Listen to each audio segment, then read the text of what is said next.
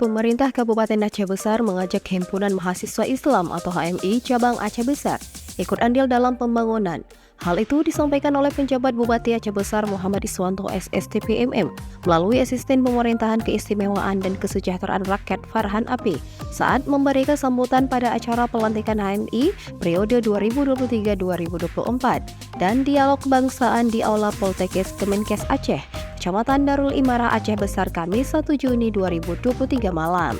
Farhan dalam sambutannya mengucapkan selamat kepada pengurus HMI Cabang Aceh Besar periode 2023-2024 yang baru saja dilantik, dengan harapan semoga dapat memberikan dampak berupa kemajuan kuantitas dan kualitas organisasi yang telah lama berkembang, serta mampu berkontribusi secara optimal untuk menjadi mitra pemerintah demi mewujudkan generasi yang solid, bertanggung jawab, dan berakhlakul karimah. Tentunya sebagai bentuk adanya kontribusi dan andil HMI dalam pembangunan Kabupaten Aceh Besar.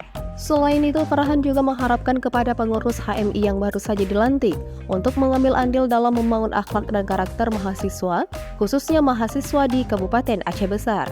Oleh karena itu, PJ Bupati Aceh Besar melalui Farhan sangat mengharapkan ke depannya agar sinergitas antara HMI dan Pemkab Aceh Besar dapat terus terjalin dengan baik demi menghasilkan pembangunan yang berkesinambungan, baik yang bersifat fisik maupun yang bersifat mental.